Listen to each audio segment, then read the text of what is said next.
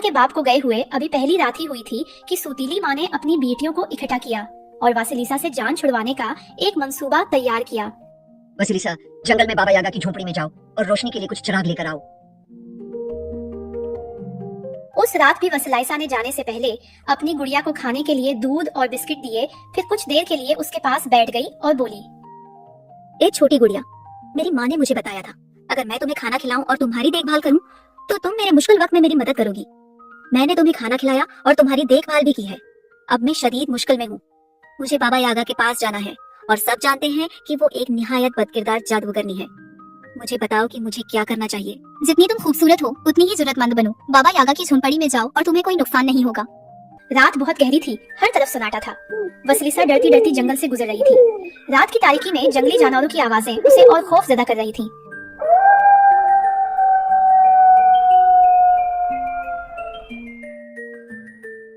जब वो एक टूटे हुए दरख्त के करीब पहुंची तो उसे सामने एक अजीब सी झोंपड़ी दिखाई दी, जो यकीनन बाबा यागा की थी, जो कि एक खतरनाक चुड़ैल थी। ये झोंपड़ी मुर्गी के पैरों पर ऊंची खड़ी थी। ये खौफनाक झोंपड़ी खुद चल सकती थी। ये इधर उधर घूमती थी और लोगों का पीछा करके उन्हें उठा लेती थी। इसकी दो सामने वाली खिड़कियां ऐसी लगती थीं जैसे कि कोई आंखें गुस्से से घूर रही हों, और इसका दरवाजा एक डेयो के मुंह की तरह खुला हुआ था। वो दरवाजे की तरफ बढ़ने लगी। अचानक उसके सामने मौजूद दरवाजा खुद ब खुद खुल गया। झोंपड़ी के दरवाजे के करीब एक दुबला पतला कुत्ता बैठा हुआ था, जो एक पुरानी सी हड्डी चबा रहा था। वसलीसा ने उसे सैंडविच के टुकड़े देते हुए कहा, ये शायद ज्यादा ताजा नहीं है, लेकिन कुछ न होने से तो बेहतर है। कुत्ते ने फौरन वो टुकड़े हड़प लिए और अपनी जुबान से होंठ चाटने लगा। वसलीसा को वहाँ बाबा यागा की एक नौकरानी नजर आई, जो बुरी तरह रो रही थी और अपनी आस्तीन से अपने आंसू पूंछ रही थी, क्योंकि बाबा यागा ने उसे बहुत ज्यादा काम सौंप रखे थे। वसलीसा ने जिस रुमाल में सैंडविच के बचे हुए टुकड़े रखे थे उसे झाड़ा और फिर उसने वो रुमाल बाबा यागा की नौकरानी को दे दिया, जिससे उसने अपने आंसू पूंछे और रोते रोते मुस्कुरा दी। ये मैं किसकी आवाज सुन रही हूँ? कौन आया है? इधर अंदर आ जाओ। लड़की अंदर दाखिल हुई तो वहाँ बाबा यागा बैठी हुई करघे पर बुनाई कर रही थी। उसके सफेद बाल उलझे हुए थे और उसकी नाक बहुत लंबी थी। जब वो मुस्कुराती थी तो उसके मुंह में लोहे के दांतों की कतार नजर आती थी। क्या बात है भतीजी, तुम यहाँ कैसे? मेरी सूतीली माँ ने मुझे आपके पास भेजा है ताकि चिराग ले जा सकूं। तुम यहाँ मेरे करघे पर बैठो और बुनाई जारी रखो, मैं जाकर तुम्हारे लिए चिराग लाती हूँ। चुड़ैल फौरन मुस्कुराई और उसके लोहे के दांत चमक उठे। वो जानती थी कि उसकी बहन अपनी सूतीली बेटी से कितनी नफरत करती है। दूसरी तरफ लड़की करघे पर बैठ गई और बुनाई शुरू कर दी। सुनो मेरी बात, आग जलाकर पानी गर्म करो और ध्यान रहे कि पानी खूब खोलता हुआ होना चाहिए। इस बच्ची से मैं एक मजेदार खाना तैयार करूंगी।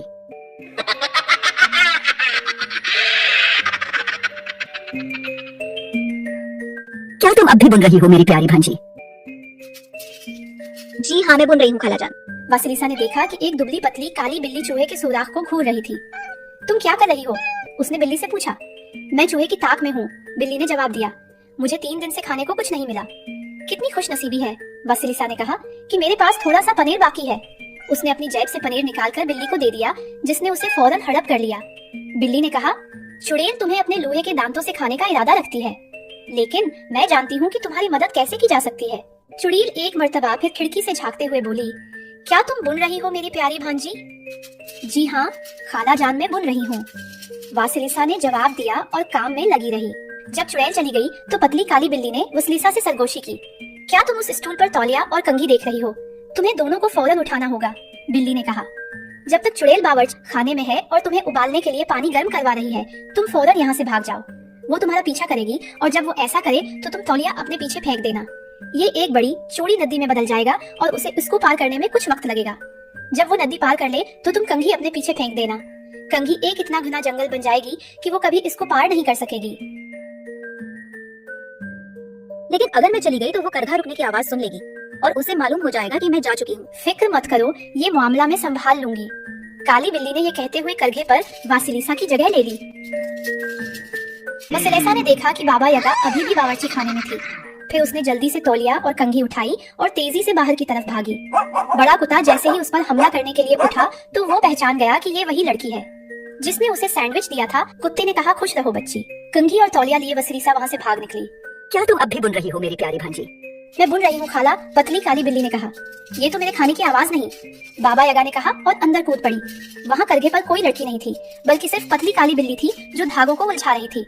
बाबा यागा गुस्से से आग बबूला हो गई।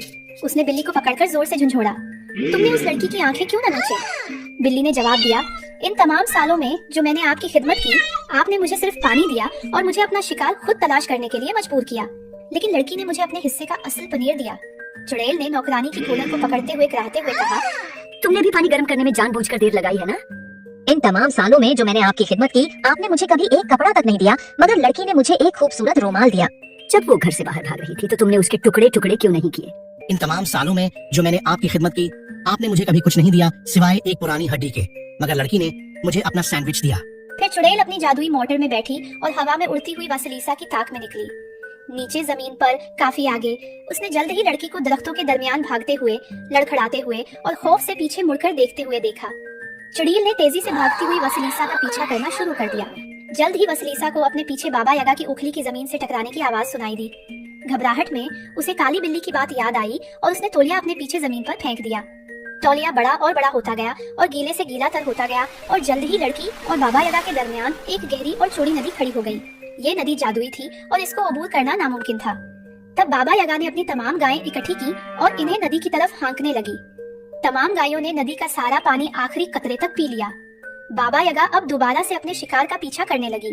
फिर वसलीसा को अचानक याद आया कि बिल्ली ने कंघी के बारे में क्या कहा था। उसने कंघी अपने पीछे फेंक दी और कंघी बड़ी और बड़ी होने लगी।